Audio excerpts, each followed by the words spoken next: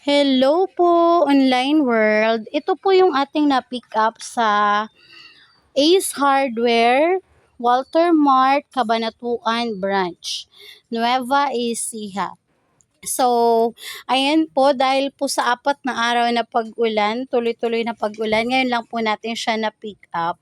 So, ayan, kinover po ni tatay ng plastic at ng kapote kasi po yung aming lona na pang cover, naka-cover po siya doon sa trolley. Hindi po namin maibiyahe dahil nga po um, tuloy-tuloy po yung pag-ulan. So, ayan, para-paraan lang para sa ating hanap buhay. Ayan. So, ang kilo po natin ng karton, ayan po, karton po, 4 pesos per kilo po inside Cabanatuan City. Pag outside na po ng Cabanatuan City, 3 pesos per kilo na lang po siya.